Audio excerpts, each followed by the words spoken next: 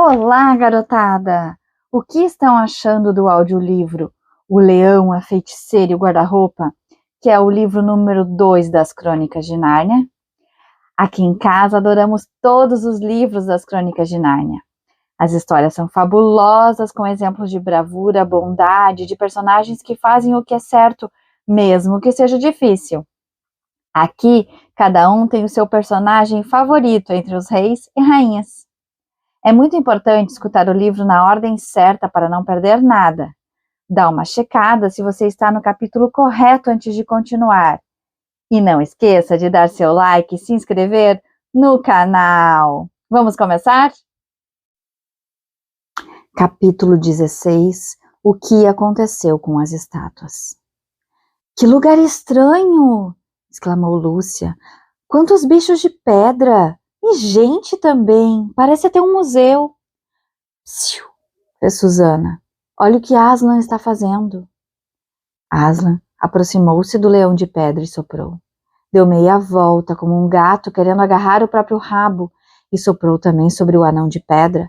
Saltou sobre uma grande dríade de pedra, voltou-se rapidamente para um coelhinho petrificado à direita. Correu para os 2 centauros. Susana, Susana, olha o leão! Já viu alguém chegar um fósforo aceso a um pedaço de jornal num fogão a lenha? Parece no princípio que não aconteceu nada. Depois, você nota uma chamazinha fraca na beirada do papel. Aconteceu uma coisa muito parecida. Durante os primeiros segundos, depois do sopro, o leão de pedra ficou igualzinho. Depois, um fio dourado muito fraquinho começou a andar por seu corpo branco de mármore e foi aumentando.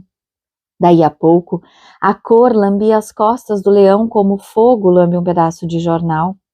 Por fim, enquanto as patas traseiras continuavam de pedra, o leão sacudiu a juba e as pesadas ondulações marmóreas que o cobriam ficaram encrespadas, já transformadas em pelo. Escancarou então a grande boca vermelha, quente e viva, num impressionante bocejo. E já as patas traseiras voltaram à vida. Levantou uma e coçou-se. Vendo Aslan, correu para ele aos pulos de pura felicidade, lambendo o rosto do rei.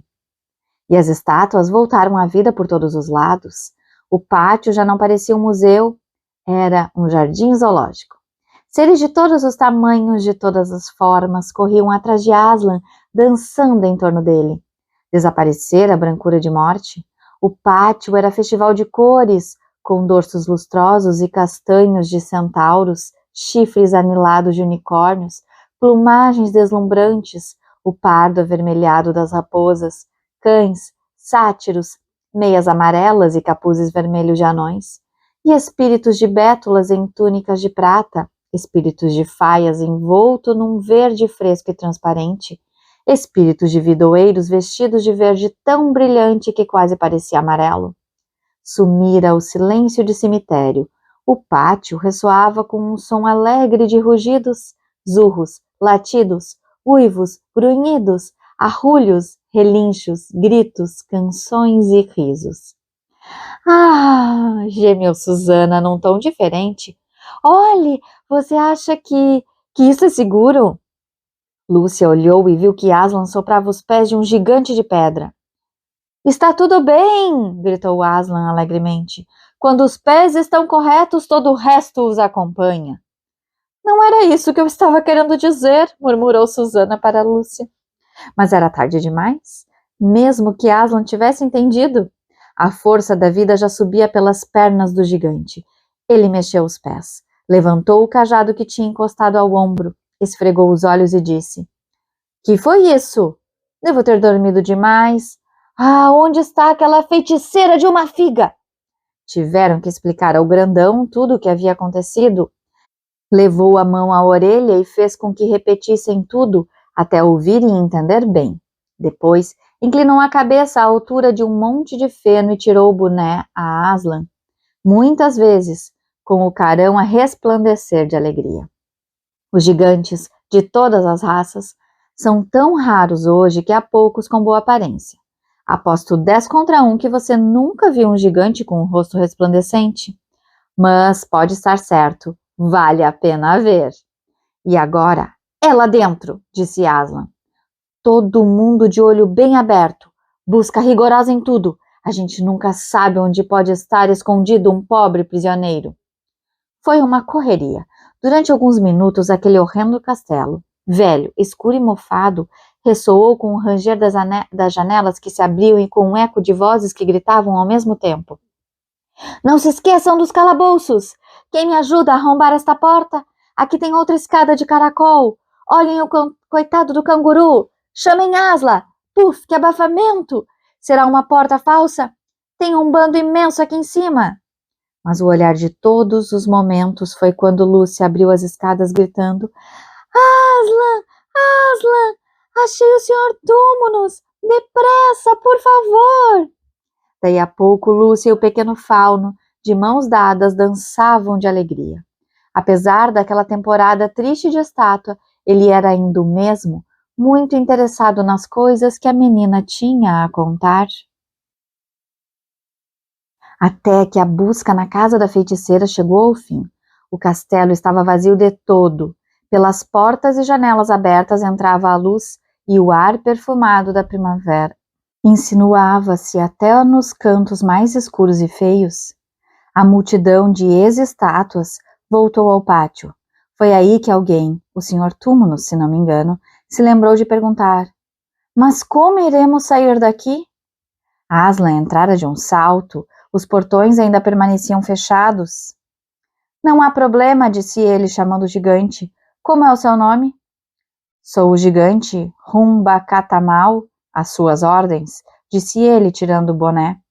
Pois muito bem, senhor Humbacatamal, pode ajudar-nos a sair daqui? Com muito prazer, disse o gigante. A miudagem, isto é, os pequeninos, que se afaste dos portões.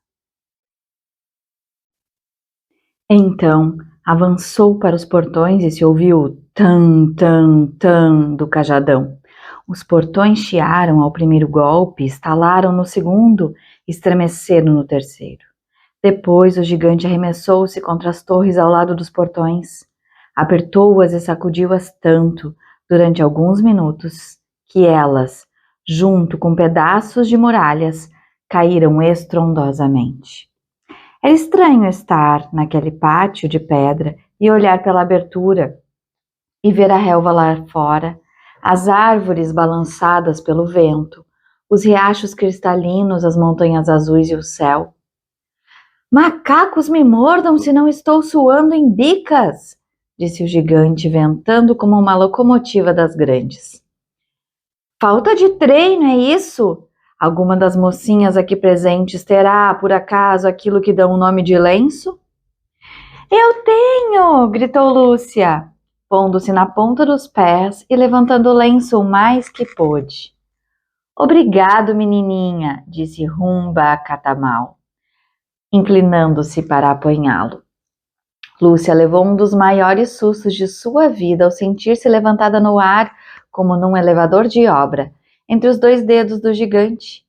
Já estava para tocar no rosto dele quando o gigante deu uma freada brusca e voltou a colocá-la no chão, com muito cuidado, murmurando. Mil perdões, foi engano meu. Agarrei a menina pensando que era o lenço. Não tem importância, disse Lúcia a rir. Aqui está o lenço. Dessa vez o gigante conseguiu apanhá-lo, mas o lenço era tão pequeno para ele como é para nós um chiclete. Quando a menina ouviu-a esfregar solenemente o lenço de um lado para o outro na cara Antônia vermelha, exclamou: Sinto muito, o lenço é tão pequenininho, não vale quase nada, senhor Humbacatamal. Pelo contrário, respondeu o gigante com delicadeza. Nunca vi um lenço tão distinto, tão jeitoso e tão, nem tenho palavras. Mas que gigante simpático, disse Lúcia ao senhor Túmulos. Ah, simpático ele é, replicou o fauno. Os Catamal sempre foram assim, era uma das famílias de gigantes mais estimadas em Nárnia. Nunca foram lá muito inteligentes, pelo menos nunca vi um, mas sem dúvida alguma uma das famílias mais antigas, Com muita tradição, compreende? Aliás, se não fosse isso, a feiticeira não ia se dar ao trabalho de transformar um catamal em pedra. Aslan bateu as patas e pediu silêncio. A nossa tarefa do dia ainda não acabou. Se quisermos derrotar para sempre a feiticeira antes de anoitecer, temos de encontrar já o campo da batalha. E espero poder travá-la, senhor, falou o centauro maior. Evidente, concordou Aslan. Avante! Os que não podem acompanhar a marcha, crianças, anões e bichos menores, vão às costas dos outros, leões, centauros, unicórnios, cavalos, gigantes e águias. Nós, os leões, vamos na vanguarda, e os que têm o faro apurado vão conosco, ajudando a localizar o campo de batalha. Depressa, todos apostos. Com grande alegria e bastante barulho, todos obedeceram. Mas quem estava inchado de contentamento era o outro leão, que corria de um lado para o outro, fingindo-se muito atarefado, só para ter a oportunidade de repetir a cada um que encontrava. Ouviu o que ele disse? Nós, os leões, ele e eu, nós, os leões. Por aí você vê porque eu gosto tanto de Aslan. Não se põe lá em cima, não é de bancar o importante. Nós, os leões, ele e eu. E só parou quando Aslan colocou em cima dele 3 anões, uma dríade, 2 coelhos e um ouriço. Aí ficou um pouco mais calmo. Quando estavam todos prontos, foi um grande cão de guarda que ajudou o rei a colocá-los em forma. Saíram pela abertura feita na muralha. A princípio, os leões e os cães iam farejando em todas as direções, até que, de repente, um cão encontrou um rastro e soltou um latido. Não perderam mais tempo. Cães, leões, lobos e outros animais de guerra partiram a toda velocidade, de nariz no chão, enquanto os outros, coitados, em fila quilométrica, iam seguindo como podiam. O barulho lembrava uma caça à raposa, só que era muito maior. Rugia o leão e, muito mais aterrador, rugia Aslan. A velocidade aumentava à medida que o rasto se acentuava. Ao chegarem à última curva, num vale estreito e sinuoso, Lúcia ouviu um ruído que dominava os outros, um ruído que a fez estremecer por dentro.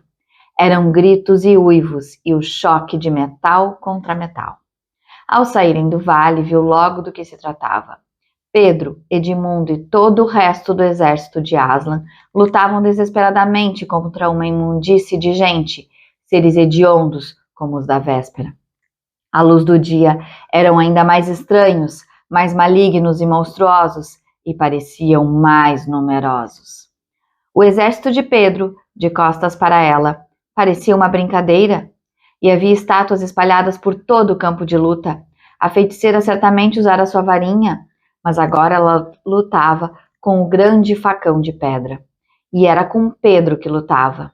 Os dois com tal fúria que Lúcia mal conseguia ver o que se passava. Só via o facão e a espada cruzarem-se com grande rapidez, como se fossem 3 facões e 3 espadas. Os dois estavam no meio exato do campo de batalha. De um lado e outro, as fileiras dos combatentes. Não havia lugar onde os olhos não vissem coisas de arrepiar. Desçam do cavalo, meninas! Gritou Aslan. Com um rugido que fez tremer a terra de Nárnia, do Lampião às praias do mar oriental, o gigantesco bicho atirou-se à feiticeira. Lúcia viu por um instante a feiticeira fitando o leão, cheia de medo. E logo a seguir os dois rolaram pelo chão. Ao mesmo tempo, os animais guerreiros, libertados por Aslan, caíram como loucos sobre o inimigo. Os anões lutavam com machados, os cães com os dentes, Rumba Catamal com o seu enorme cajado, sem falar nos pés que esmagavam dezenas de inimigos, os unicórnios com os chifres, os centauros com as espadas e os cascos. O exausto exército de Pedro exultou com um reforço. Os inimigos guincharam e foi um estrépito no bosque.